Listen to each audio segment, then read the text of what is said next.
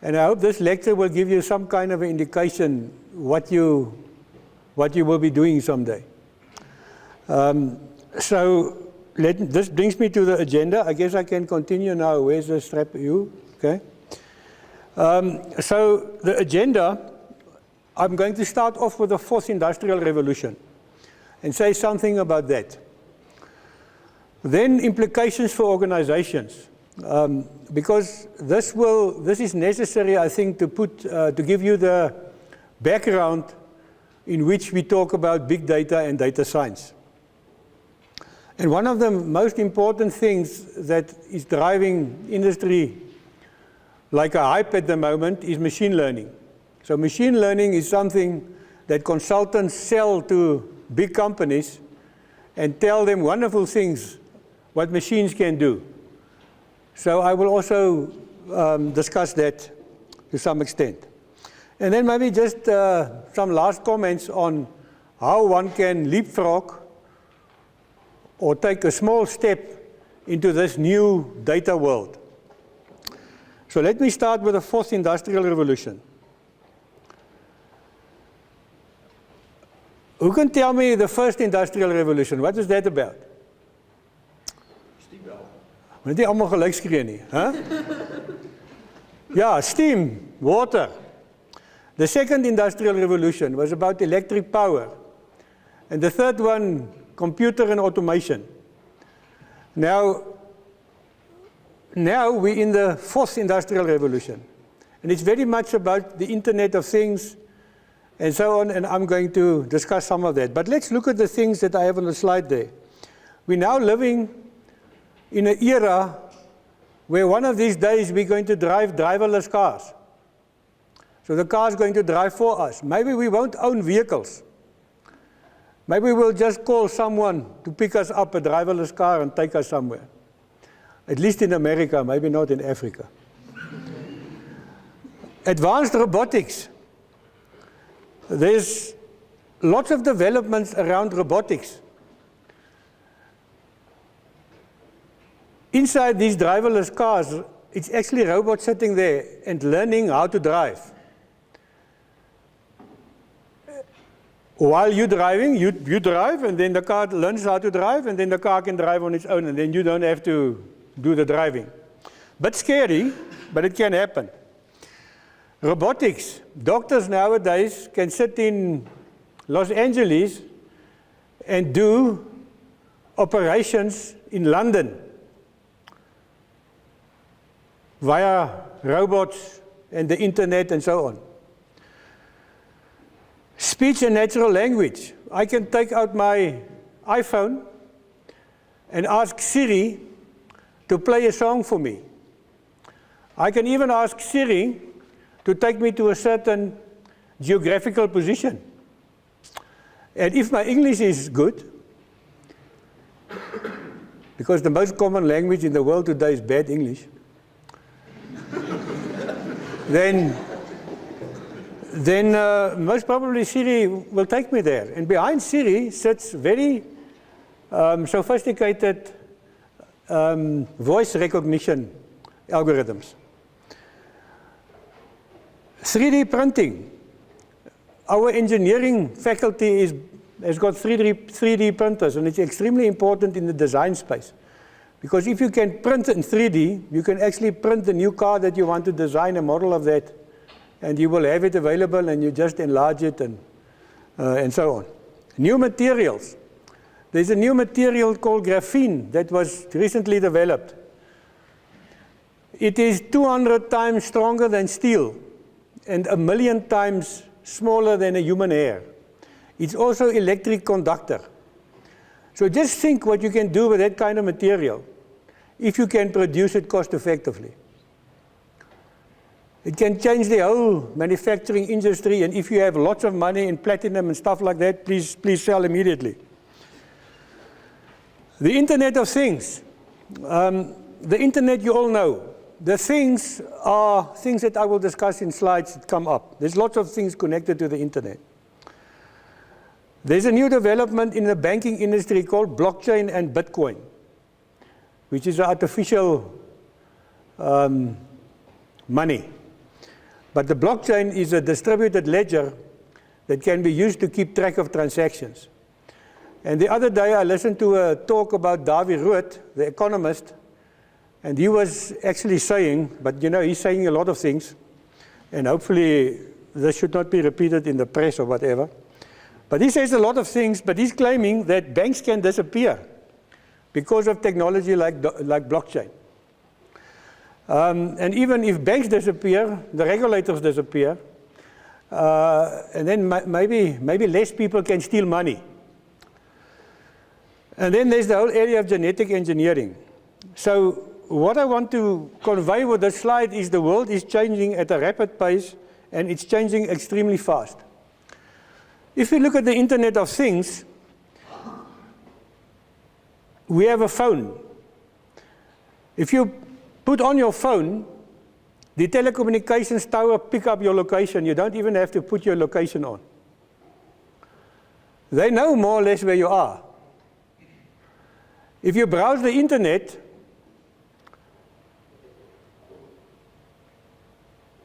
the telecommunications company know where you've browsed. So if you browse, especially the students, on strange websites, very awkward websites, someone knows that you're browsing there. I can now open an app here and I can watch what's happening outside my house via the Internet. There's cameras being developed that can pick up movement outside your house based on cameras. So the Internet of Things is a lot of things put together that accumulates a lot of data, and as we sit there, data on you is being accumulated on the Internet and different sources on the Internet. Now, the first time I read about the fourth industrial revolution is this book by Charles Schwab, and he made the following comment, and you can read this book, it's about the same things I said earlier and more. He said the Internet is designed and is by design an interruptive system. And the students can also, I guess, vouch for that. It is a machine geared for dividing attention. Frequent interrupters scatter our thoughts, weaken our memory, and make us tense and anxious. The more complex the train of thought we are involved in, the greater the impairment the distraction cause. Now that's why in the class, if you're in my master's class, you can use your phones, but I want to see what you do. If you Google, and you Google about something I said, that's fine. But if you sit on these strange, awkward websites, that's not so fine. Who of you use Facebook? Everyone. Likes on Facebook? Everyone. Google searches? Everyone. Twitter comments? Most of you. Skype, Instagram, Pinterest, Flipboard, Netflix, and so I can go on. So this is to illustrate the things that you are doing at the moment that's accumulating information.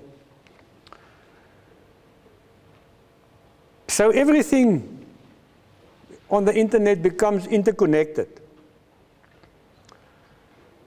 Data is being recorded in different places all the time. In fact, I just read, my wife told me that in the news today, there was the story of someone from a credit bureau who left a 27 gigabyte database, coupled it to the Internet with the information of 30 million people in South Africa. Now that's the nicest thing to happen to a fraudster. He can look at that data set, impersonate you, and steal your money. Because he's got your ID, he's got your contact information, your address, everything. Now things like that is also scary. But what is big data? Big data means in essence that everything we do, both on and offline, leaves digital traces. Every purchase we make with our cards, every search we type into Google, every movement we make with our mobile phones in our pockets, every like on Facebook is stored. The other definition, and by the way, you know, it's very difficult, was very, very difficult for me to talk on actually a technical subject and to think what the audience would be like. So I guess some of you would think, you know, this is old hat, especially the IT people and so on, but I'll get to that a bit later. But here are some perceptions. And I mean, when we talk about this field, we talk about perceptions. I might have a different perception to what Tiny have, who is the neural network expert in IT. And Rulin, who's also in IT. The perceptions differ because we come from different fields, and that's why our perceptions differ. So remember that, because the other thing that I tend to do is I like to make extreme statements. So just remember, when I say something, when I say always, it's probably often or sometimes. Okay, so big data is a term that describes a large volume of data, both structured and unstructured. Now structured, I will give you an example later of structured data, and I will also give you a kind of example of unstructured data. It inundates a business on a day-to-day basis. But it's not the amount of data that's important, it's what organizations do with the data that matters. And that is what we try to do and teach our students, is how to solve problems for business. But I'll get to that. So remember, big data is just a lot of data, massive amounts of data, but different kinds of data. What's the implications for organizations? And let's look first at universities. The fourth industrial revolution and the internet brings all sorts of challenges to universities. If we carry on like the classic university, like a professor once said to me from Denmark, I don't care about my students, they have to find work themselves. He can carry on, but one of these days the things are going to change. But what is changing? I mean, on the internet already you see courses coming from big universities that you can go and do. I think they call it Coursera. Then there are overseas universities operating right in South Africa, like Monash University. The other thing that's happening is the state is not giving enough money to universities. So universities can't survive just on state money. They must get money from outside. So the whole landscape for universities are changing, and partly due to the internet and the information that's available all over the world. I think that is okay. Industry, there's exponential changes. I mean, the phones are changing all the time. The electronics, the information that you can use to make business decisions are changing. There are competitive markets. The need for innovation becomes more important. I mean, some of the great business gurus said, it's not the customer, the expectation of the customers that you must meet. That's also important. But the iPhone was not requested by a customer. It was a technology advantage and an innovative idea. So companies need to come up with new ways of doing business. Otherwise, they're going to go out of business. And then the last and the most important thing for us here, the skills requirement for people to assist them with the new technologies are getting more and more. That's why someone, the Google guy, Hal Varian said, data scientist is the most sexiest career in the 21st century. So more and more people with those skills are required by organizations to keep ahead. Now what has changed? In the olden days in organizations, if you worked on an IT department, what you did is usually your boss asked you a report and said, okay, give me some report on maybe the number of sales here and there and so on. And then you would do your report. Later on, it was more description and some interpretation of these reports to draw statistics and say whether the sales are going up and so on. Nowadays, it's more into prediction. What is going to happen in the future? What's going to happen in a couple of months' time? And then real-time analytics, which is what some companies are especially interested in. As the data comes into the banks, for example, you have certain transactions that you do with your credit card. And that gets recorded immediately in the bank. So one of the projects our students did for a bank was to look at the type of transactions a person is doing. And then if he sees, for example, that the guy has just bought an overseas ticket, a flag comes up and says an SMS must be sent directly to the customer to sell foreign exchange to him. Why don't you buy foreign exchange with us? Because most likely it's an overseas ticket, and you need foreign exchange, and we can make money out of you. So this all the things that you do can be used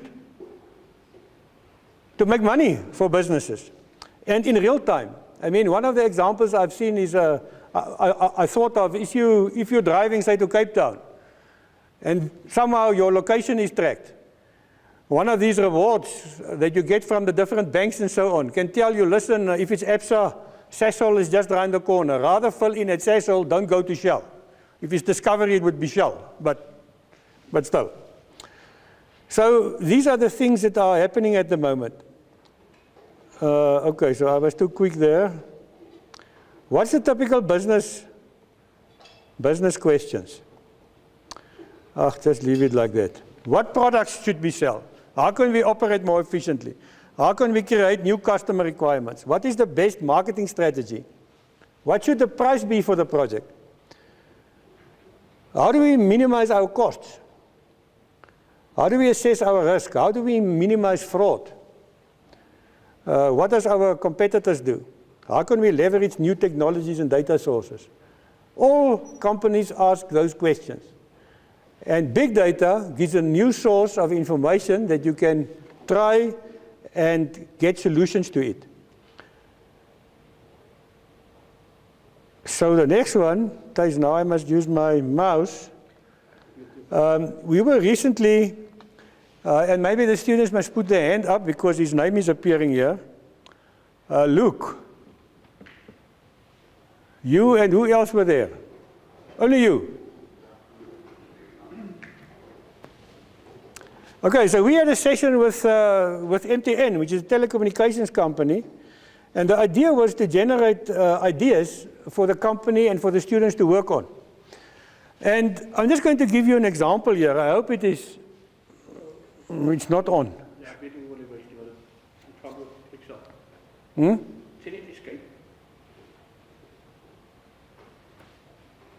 It's not switching. Okay. I'm just going to give you the title and just some description. You can't see it there.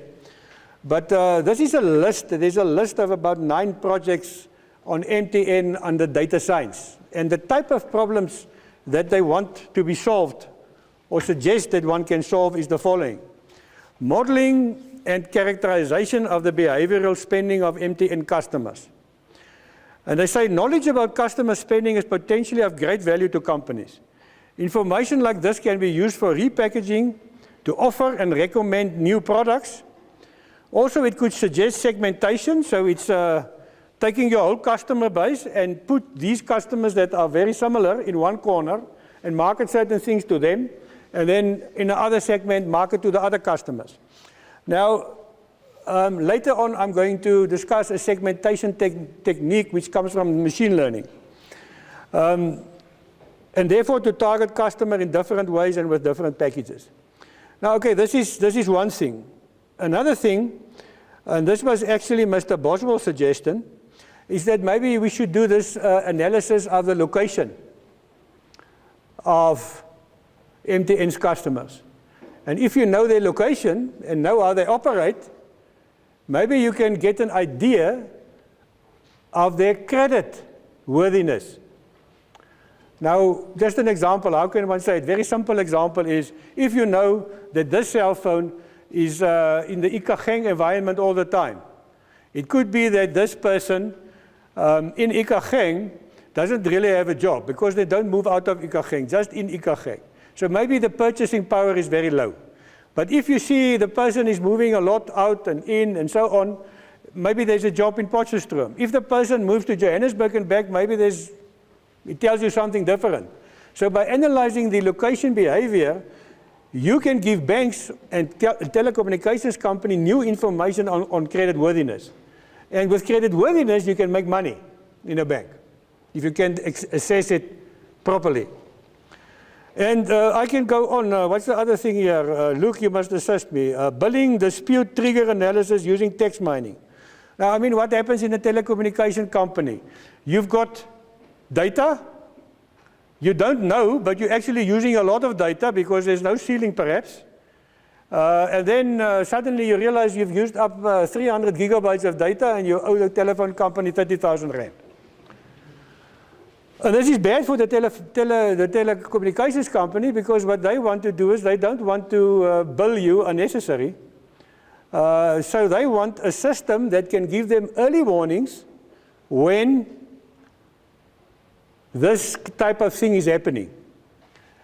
And if they have that, they can do certain actions and maybe warn you that it's happening. At the moment, the banks, well, just yesterday a bank called me and said, there was fraud on your credit card. Have you spent 4,250 rand? And I said, no, I didn't. And they said, well, they're going to send me a new credit card. So they picked it up immediately without me even spotting the transaction on my account. So that is real-time, quick fraud detection. And there are many examples like that.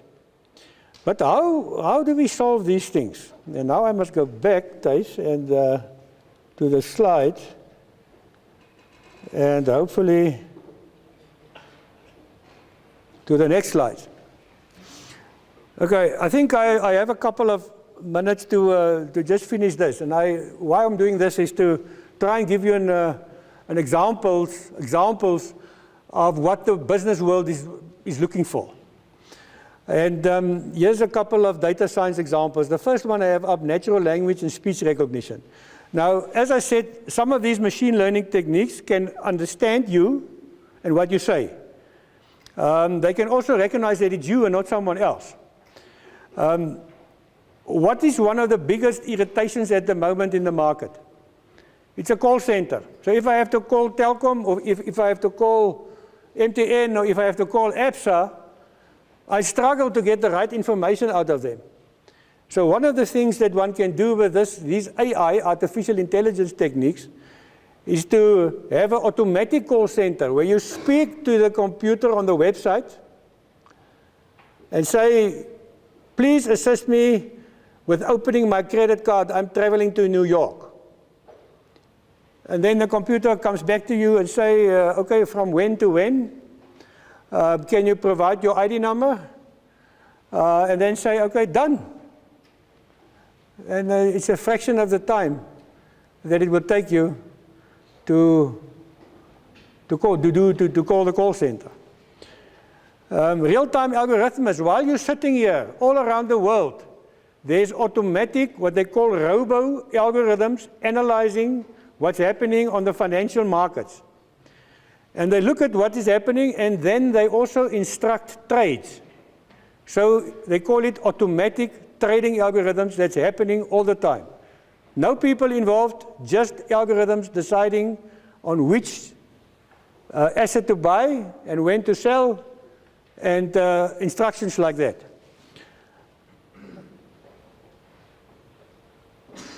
Internet banking. On the internet, there's now peer-to-peer lending systems, bringing the lenders and borrowers together. So you don't have to go to the bank, you go to the internet and say, well, I want to deposit 50,000 rand, but I would like an interest of 8% or something. And then they use that money to lend it out to someone else. So you can lend money and you can deposit it. And it's done for you. And the algorithms sit behind it and is doing all sorts of things. It assesses your credit. So there's an automatic credit algorithm running there, trying to determine what is your credit worthiness and trying to assess it. Risk management. I don't want to talk about that too much. Other thing that's a big for most companies is churn modeling. Companies are very worried that they are going to lose customers. So if they can analyze the behavior of customers, their transactions, and what they do, and then can come back with information that there's a probability that this customer is going to leave the business, they can do certain actions to try and keep them there. Because it's well known that it's much more expensive to keep customers than to get existing customers. No, much more expensive to get a new customer than hold your existing customers. So there's a whole, there's lots of problems around this. Credit scoring in the future. Most of you that are older, when your children want to take out a cell phone, they don't have a credit record and the father must sign. Some of the companies are now looking at ways of using social media information, like Facebook and things like that, and try and link and use that so that people without a credit record can be assessed how credit worthy they are just on what they do. I think I said, I didn't say this earlier, but if you browse regularly at casino websites, someone is going to think, well, this guy is in financial trouble because he's gambling all the time. So maybe I must not give credit to this guy. And you can think of all the other things that you do that are information on the internet that can be used to make decisions for businesses to make better decisions. Then they said, there's a story I've read, whether it's so true, I don't know, but Trump apparently in his election used social media data to do his campaign. So if he would say something, he would send information to different people based on their personal characteristics. So they take the Republican voters roll, they segment them all, cluster them, is another word, and for those people they send different messages. Well, same message, but different pictures from where they come from and what type of person they is. So if it's a mechanic working on cars all the day, maybe we'll get nice cars and things and stuff, and someone else would get other stuff. And apparently they believe this is one of the reasons why he won the election.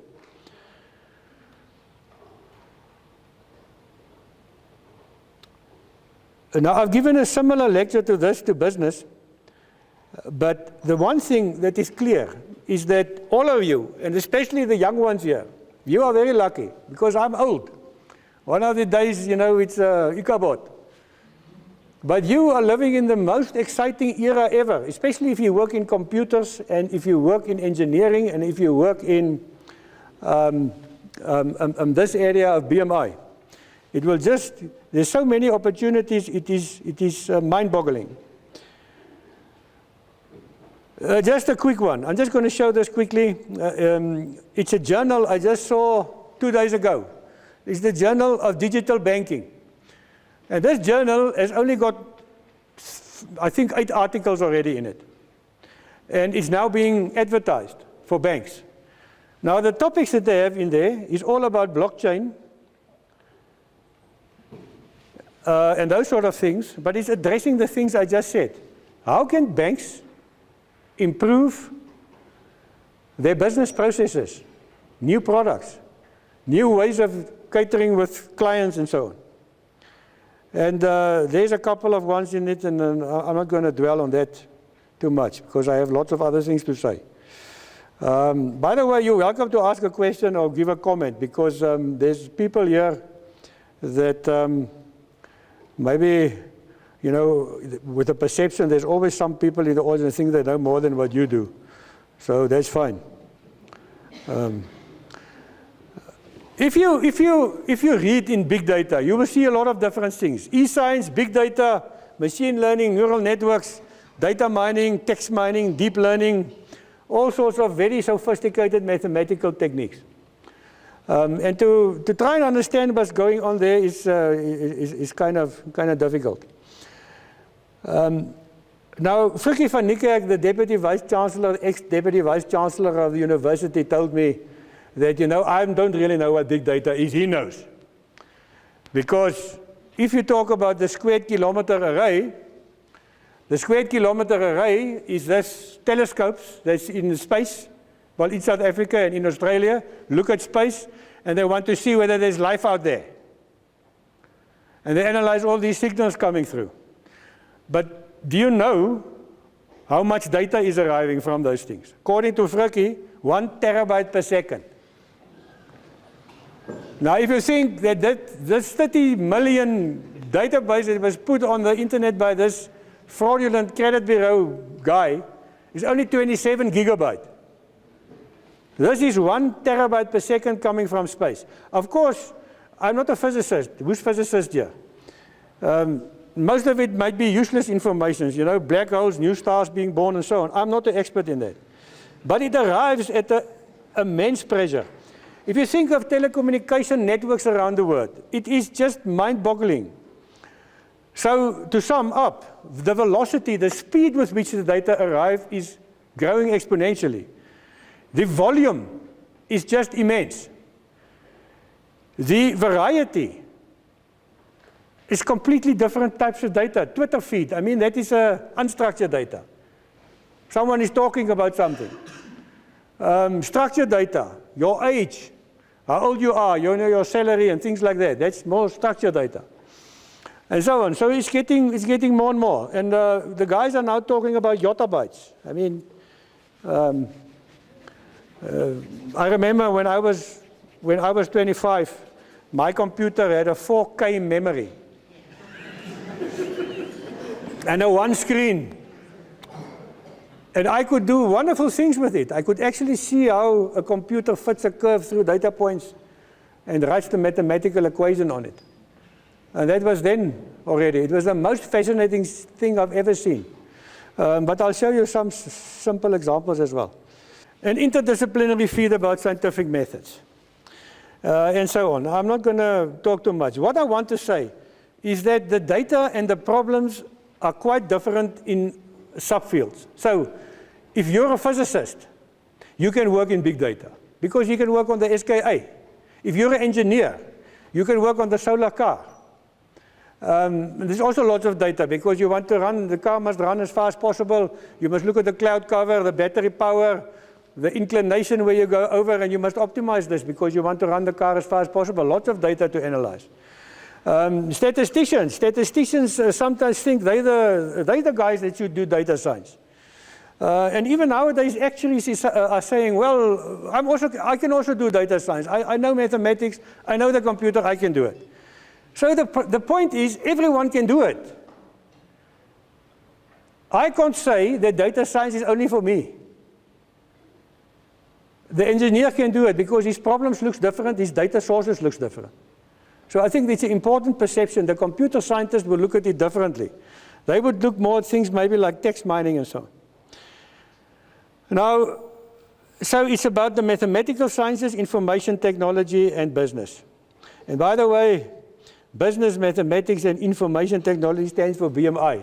But I'm not claiming now that BMI knows everything. I'm just saying it's quite interesting that the data science definition and the BMI definition is very similar. So let's look at the fields making up data science and analytics. Statistics is one field, which is the old field. It's about models. It's about collecting data. It's about visualizing data. OR and applied mathematics also part of it. Lots of optimization algorithms. I mean, most of these learning algorithms use optimization. That's why we have to teach students to do optimization, because you won't be able to write very good machine learning algorithms if you don't know about optimization. Tiny, am I right? Oh, thank you, Tiny. Machine learning. Machine learning comes from the engineering field. And that is about algorithmic approaches. Let's see what's working. It is techniques that can find, that can learn, that's not explicitly programmed apparently. We can discuss these definitions a bit later. But I mean, there's all these fields, and engineering is certainly one of the areas that can concentrate on this. And now I've got a couple of machine learning slides. to tell you how can we teach a machine to learn. But this is now a friendly introduction. And I hope it's friendly enough. So try to concentrate and see whether you can see this. So there's a lady, there's a woman being on the left-hand side, computer on the right-hand side. We, as human beings, we learn from experience. The computer, we have to give instructions to do certain things. Now, here's the robot. And the question is, can we teach machine to also learn from experience? And the point is, we can, but then we will have to give them data. So if we can give the computer data, the computer can learn from the data. Now I'm going to give you a very simple example. I want to predict the price of a house, and I have the size, square meters. There's a small house, medium size, and large house. I know the price of the small one and the large one. I want to get the estimate for the one in the middle. And I'm going to teach a computer to do it. So what I have is, I have on the y-axis price of the house, and on the other axis the size of the house, and I collected a couple of data points of different houses. And what I want to do now is, I can see the small house is 700,000. The big house is 1,700,000. I'm also almost like Zuma now, I can't count.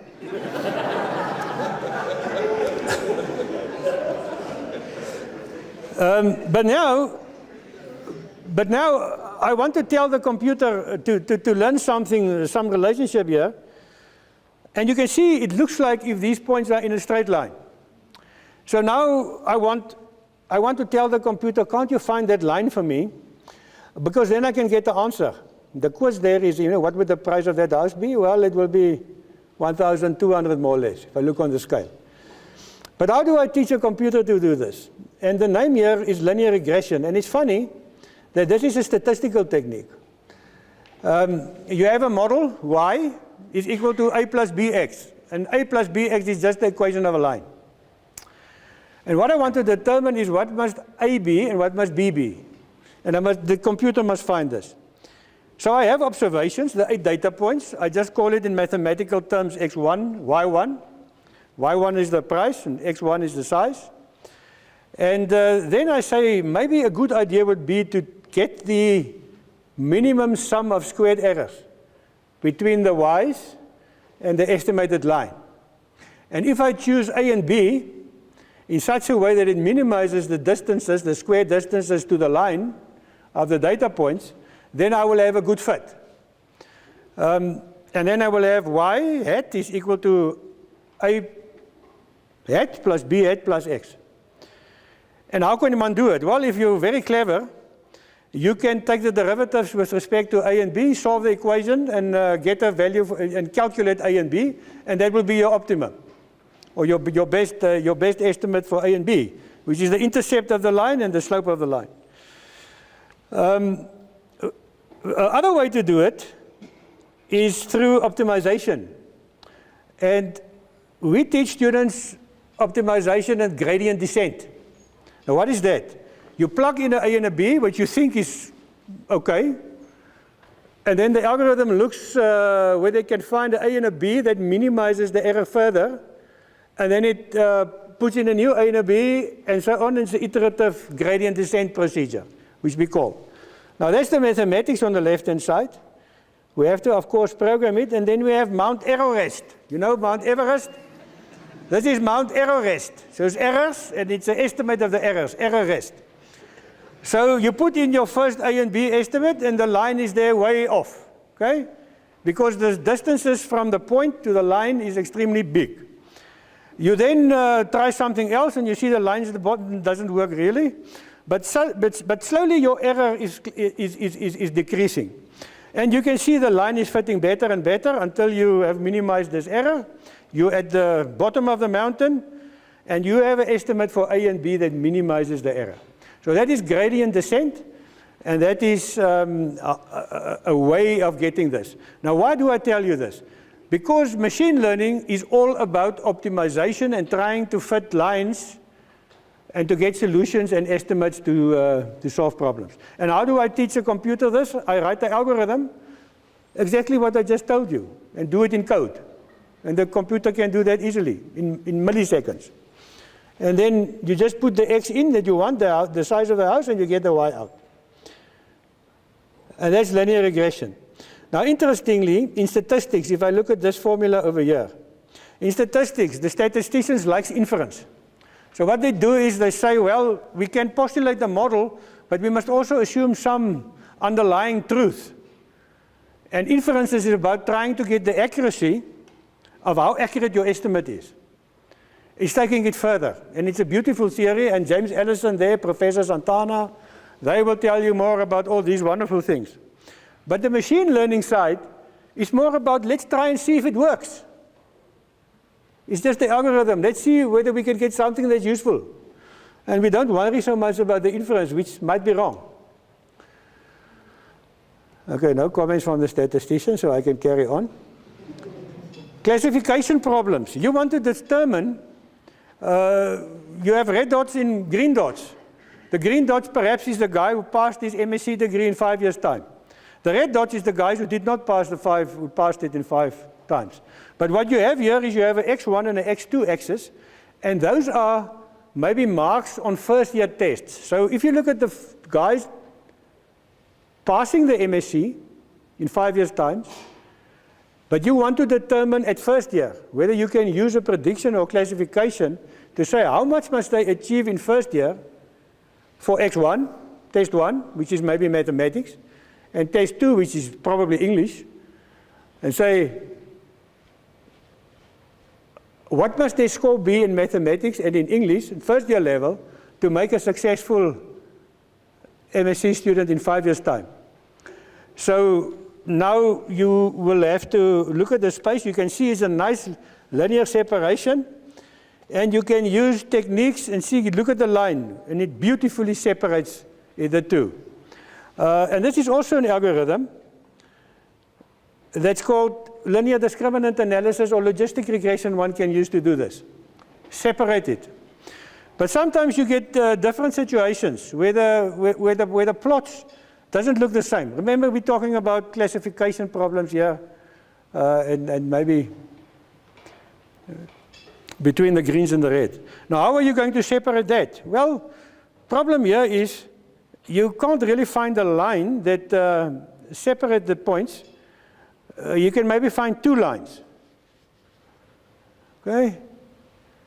If you have the 2 lines, you can say, well, the one that's more vertical, the points above that and the points above the other one, to the right of that one and above that one, they are green. So that's a rule that you can tell the computer to do. So the computer can find this for you. And this is, Tiny, you must correct me, this can be represented as a neural network. Because you can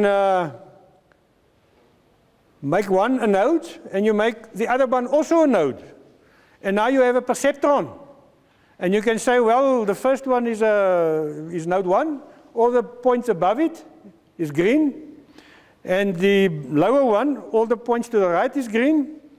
And that will give you your separation that you want, to get all the green separate from the reds. So this is a neural network. Now, what's a neural network?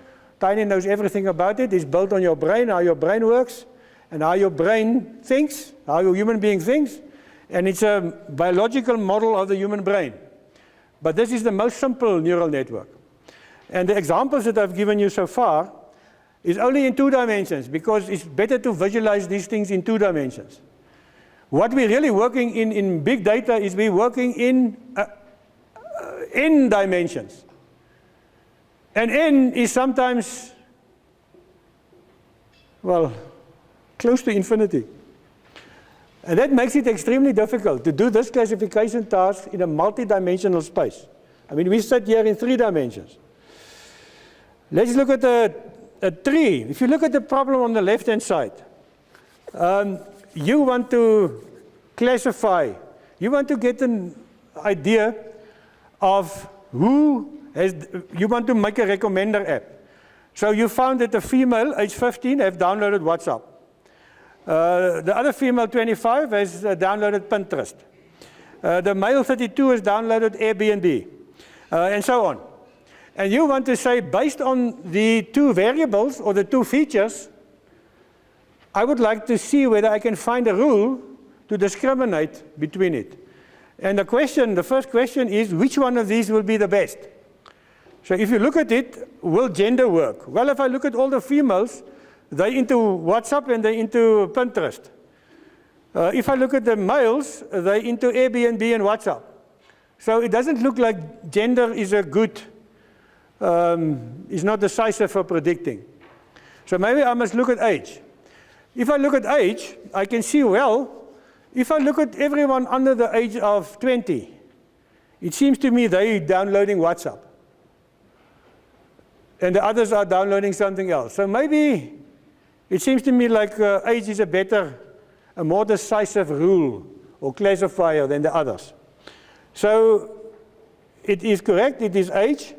And now I can build a tree. I can say age, less than 20, download WhatsApp. If they're older than 20, I don't really know, it's gender.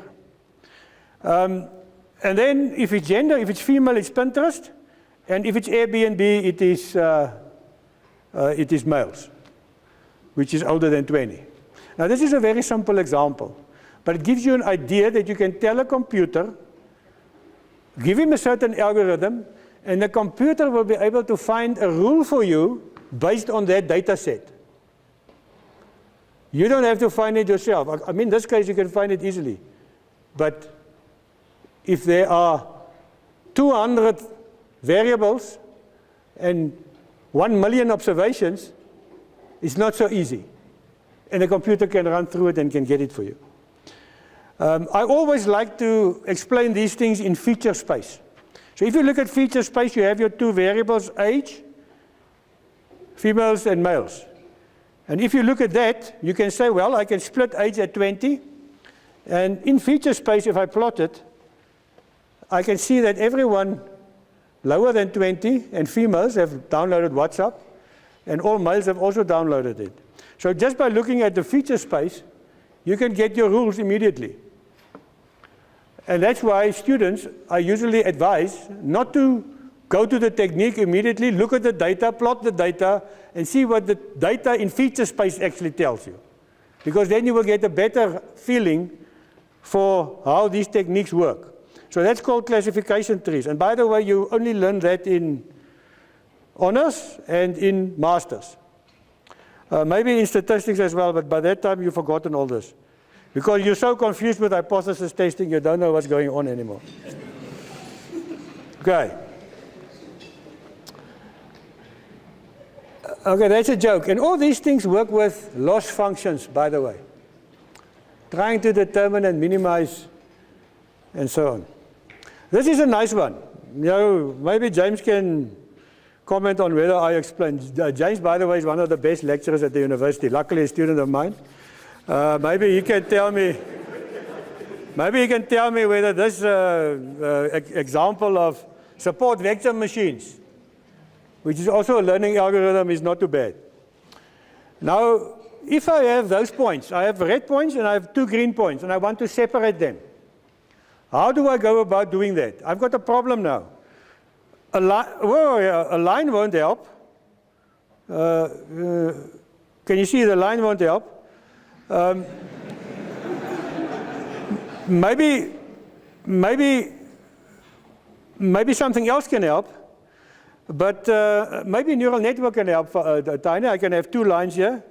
But maybe I'm fancy and I have a nonlinear thing that I want to use, nonlinear function to separate the reds from the greens. And now I'm going to show you something interesting. Yeah, that is not a nice. That's not nice. If you look at the 3 lines there, which one is the best in separating the blues from the reds? Okay, so I'll tell you which one it is. It's this one. Now that one is the one that maximizes the distances on the 2 adjacent sides and get a line that maximally separates the 2 sets.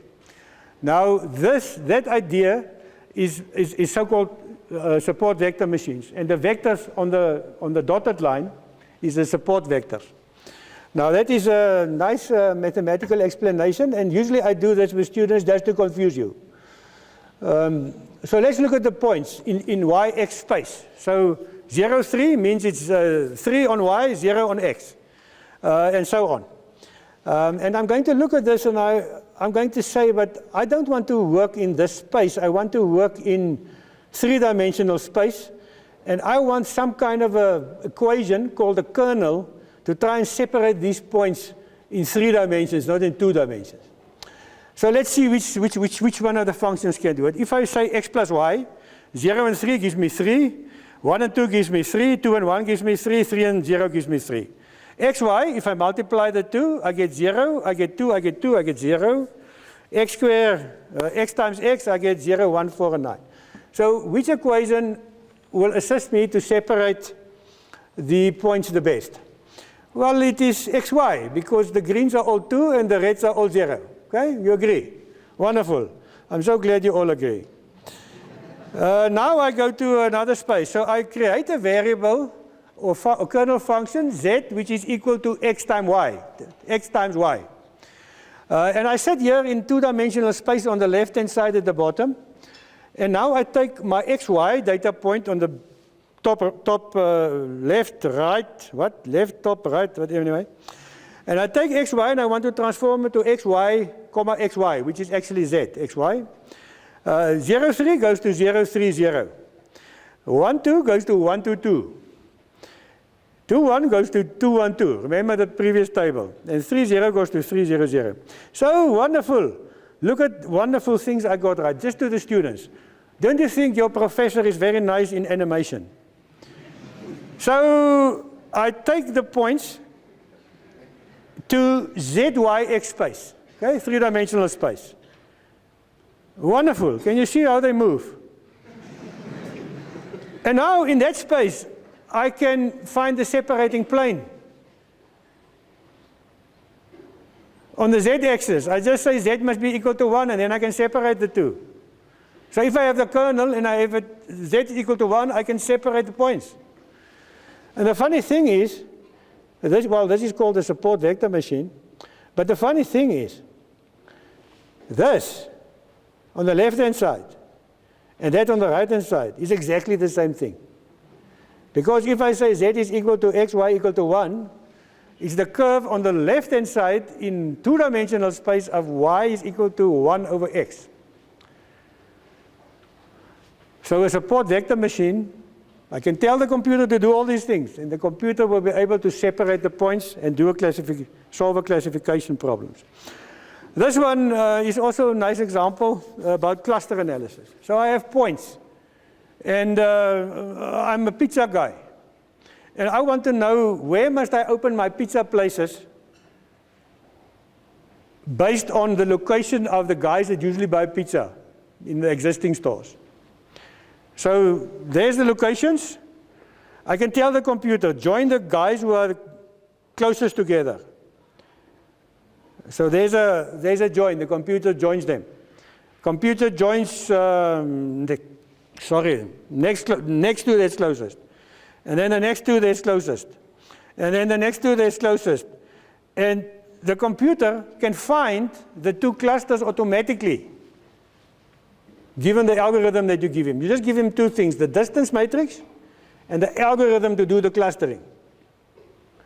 So how far they are apart and the clustering. And these things banks want to use to segment data and profile people. So they would use lots of variables and try to classify and solve problems in this way. But this is just a very, very simple way of doing it. If we get now really funny, you know, there's all of you would be statisticians and so on here, I would tell you, you should actually know of those techniques. And if you know about those techniques, you would probably solve most of the classification, prediction, and real-time whatever problems you want to do. If you have a software like SAS or whichever that can support you, if you know about generalized linear models, you can do a lot of things with it. The same with all the other things that I've listed there. I'm not going to go into detail, but maybe one thing I must tell you, and I've told this previously to some of you, that I was in Disney World, Orlando, at the conference. And the morning of the conference, the software people has got an algorithm for factorization machines. Now, factorization machines is very similar to support vector machines. It's just an extension of that, which I've just tried to explain. Now, factorization machines was used to forecast that night the final score between the North Carolina Tar Heels and, say, the Denver Broncos or whatever. It's not really true, by the way. I just remember the Tar Heels because I spent the postdoc there for a year, so I won't forget them. But the morning, they told me that they formulated the problem, put it into a factorization machine for a whole audience of 5,000 people, and said their prediction says that tonight, the North Carolina Tar Heels is going to win with 10 goals. So that night, I watched the game. I thought, these guys, they're kind of crazy. I mean, about statistics, we know about probabilities and stuff. Maybe the dice is going to fall on the other side. The North Carolina Tar Heels won by 6 goals. Now, what this tells you is there are some things happening at the moment that is just boggling the mind. I don't know if you've read about Google's DeepMind. Google's DeepMind is consisting of a neural network, not as simple as the one we have here, Tiny, and this one. But DeepMind has been able to beat a human being on the Chinese game Go. Now that was quite a shock to the artificial intelligence community, because it is well known that no human nowadays can beat a computer in chess. Well, good algorithm. You can't beat it because there are, and I mean, for me, it's easy to see that you can beat a human being in chess because you just look at all the possible paths and choose the one which is most likely to get you to chessmate. So there's a lot of algorithms, but the computer can go through all of them given a certain stage in the chessboard. But Go is not like that. Go has got infinitely many paths. So the computer must have developed some kind of intuition in DeepMind to learn. And that tells us that, and I'm not going to be like Stephen Hawking. Stephen Hawking, which also is like, what's his name? This economist, also says a lot of things. And definitely there's some things I don't agree with. You can maybe ask me a question what I don't agree with. But Stephen Hawking is saying that in 30 or 40 years' time, robots are going to take over. And we must take care that robots are not taking over mankind. But what I'm saying here is, I'm not saying what Hawking is saying. But what I'm saying is that there are things at the moment happening in the mathematical sciences, on machine learning, on artificial intelligence, that is mind-boggling. And you can be part of it. But unfortunately, you must know mathematics. And you must know something about optimization. And the other important thing is you must know the business problem. So I'm going to end off. I've got a couple of slides here, but I like these ones. And why I do this is what I'm saying is people get so psyched up about the new developments in artificial intelligence and machine learning and so on, especially consultants. I mean, consultants just see dollars. So they go to a company and they tell the company about the wonderful things they can do, but they don't know themselves how to do it. I mean, that's typical consultants. I was a consultant as well. I knew when I was a consultant, I had to convey my message to the guy. I had to give the impression I'm 90% sure, while in my heart I was only 60% sure. And all consultants are like that. There's very few that's not the same. I'm getting to my sweeping statements again. But what we can do is we can learn from brilliant people in the past, especially if we work on business problems. And this is what I want to tell you here. And I've got all these quotes there. Now, I guess all of you know Einstein. Einstein said, imagination is more important than knowledge. Knowledge is limited. Imagination encircles the world. It's like the thing, think of the iPhone. Don't ask the customers what they want. Imagine what they want.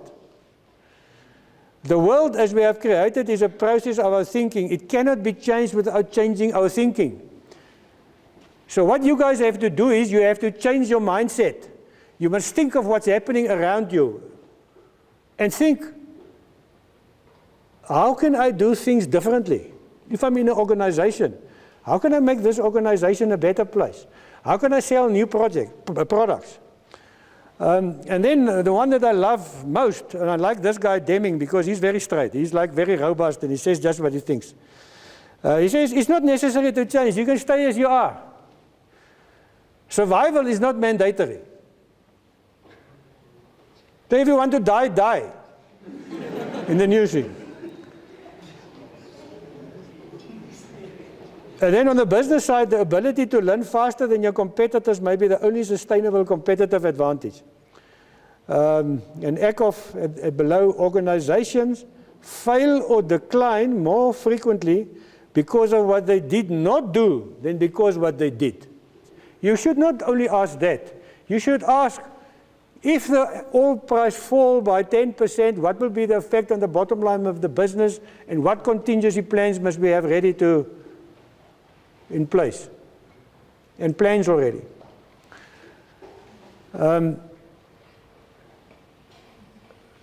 About problems.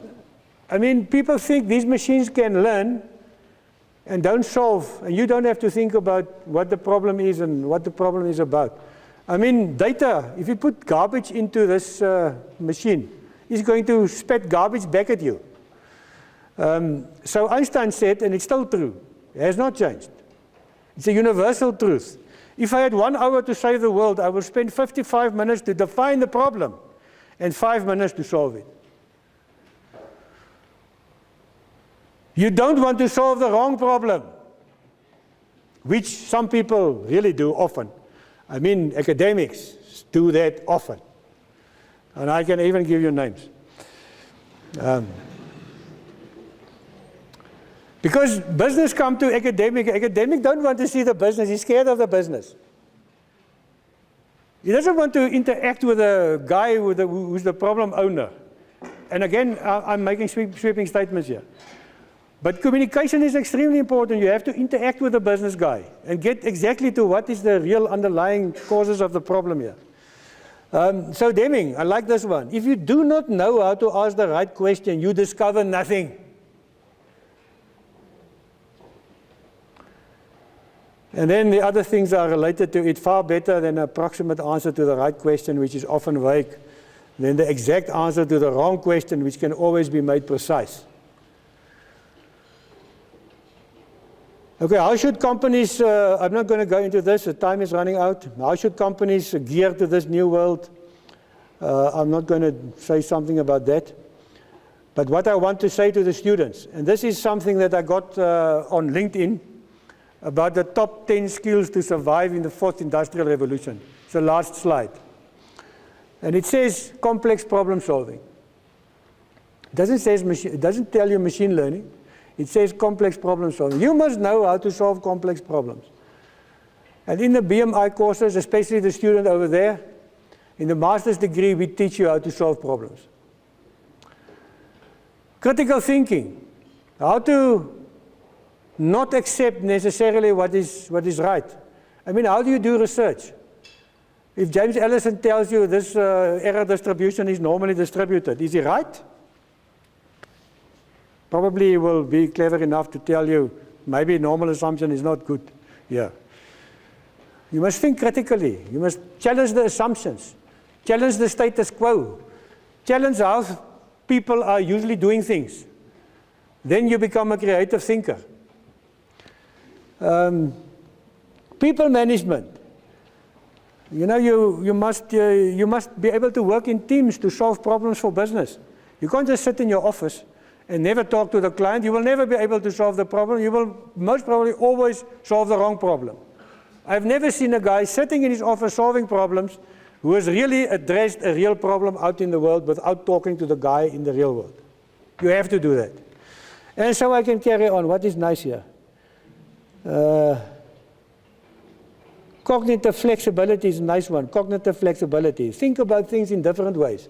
I mean, I usually teach the students, you can ask the guy the same question, just ask it slightly different. Totally different answer sometimes pops out. And so on. So any questions? By the way, this is a mobile app that I found on the internet while preparing for this talk that solves math word problems. So you can write it in Word, or especially to the students. In maths, maybe 1 and 2. You use this app. Who of you know about this app? Have you tried it? Not? Who? Have you tried? What do you think of it? Okay, but I mean, the idea here is you take your phone's camera, you point it to a mathematical problem, and then it gives you the answer as well as the steps that it followed. Now we can laugh at it and say maybe it's not going to work in all cases. But just think what can happen in the future. So I rest my case. Any questions? Sorry, it was a bit long.